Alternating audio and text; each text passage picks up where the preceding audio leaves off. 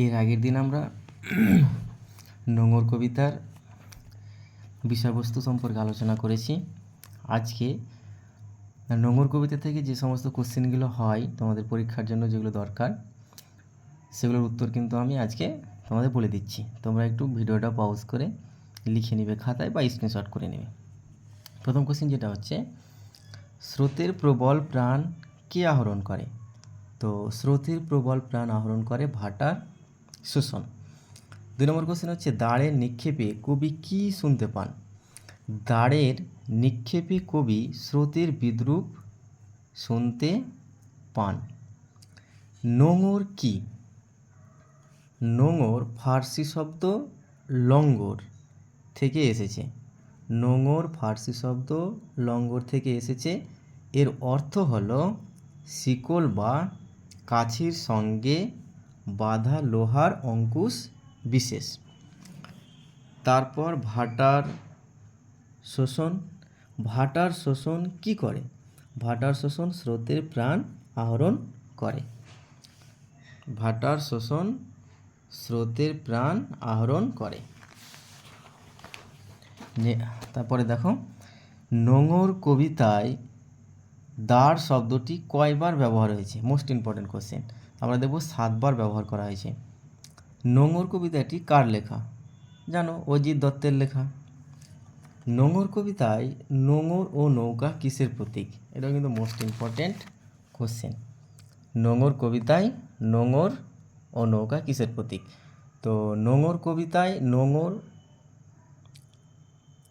বন্ধনের প্রতীক ও নৌকা গতির প্রতীক হিসেবে ব্যবহৃত হয়েছে। নোঙর কোথায় গিয়ে পড়েছে? তো আমরা দেখলাম নোঙর গিয়ে পড়েছে কি? তটের কিনারে। এবার আমরা দেখব 2 বা 3 নম্বরের কোশ্চেন।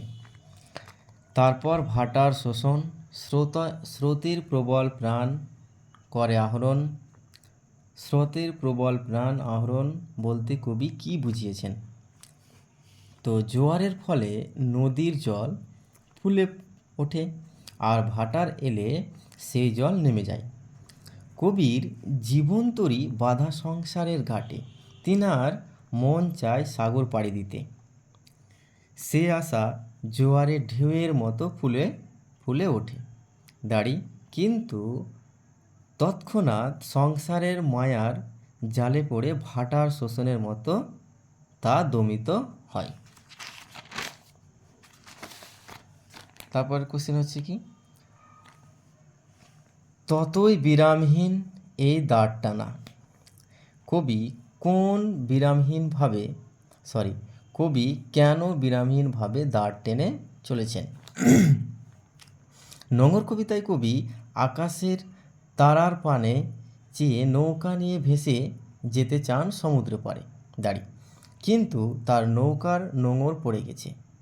সংসারের মায়ায় তিনি আবদ্ধ, কর্মের জগৎ তাকে ঘিরে আছে দাঁড়ি, অথচ তার রোম্যান্টিক মন সীমা ছাড়িয়ে অসীমে যাত্রা করতে চায় দাঁড়ি, তাই তিনি অবিরাম দাঁড় টেনে চলেছেন।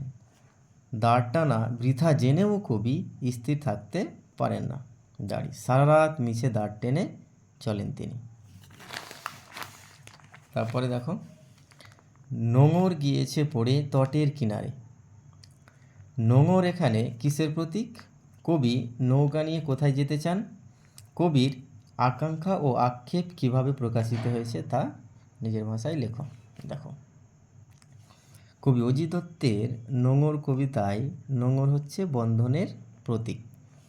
তারপর প্যারা চেঞ্জ করে লিখবে, কবি নৌকা নিয়ে যেতে চান সুদূর সাতসাগরের পাড়ে দাঁড়ি, রোজকার কর্মময় বন্ধনময় জীবন থেকে ছুটি নিয়ে কবি দূর অজানা অচেনা দেশে পাড়ি দিতে চান। তারপরে দেখো, কবির আকাঙ্ক্ষা সাত সমুদ্র পাড়ে পাড়ি দেবার দাঁড়ি, কর্মময় জীবনের একঘেয়েমি সংসারের মায়াবন্ধন অতিক্রম করে কবি নৌকা নিয়ে বেরিয়ে পড়তে চান কোনো অজানা দেশের সন্ধানে দাঁড়ি, কিন্তু চাওয়া পাওয়ার মধ্যে থেকে যায় বিস্তর ব্যবধান দাঁড়ি, কবির রোম্যান্টিক মন মানতে চায় না। দাড়ি, প্রকৃতির ডাকে মন চাইলেও কবি সাড়া দিতে পারে না। দাড়ি, সংসারের বা সাংসারিক জীবনের বন্ধন তাকে বেঁধে রাখে। স্রোতের গতি কবির বন্ধনকে বিদ্রূপ করে, কিন্তু কবি নিরুপায়, অসহায়। দাড়ি, বৃথা এই দাড় টানা জেনেও তিনি অবিরাম দাড় টেনে চলেন। দাড়ি, তাই কবির তীব্র আক্ষেপ। এই হচ্ছে এই কবিতা থেকে তোমাদের যে কয়েকটা কোশ্চেনের দরকার তা আমি দিয়ে দিলাম। যদি ভিডিওটা ভালো লাগে তো একটা লাইক করে দিও এবং এই ধরনের ভিডিও পেতে আমার চ্যানেলটাকে সাবস্ক্রাইব করে দিও।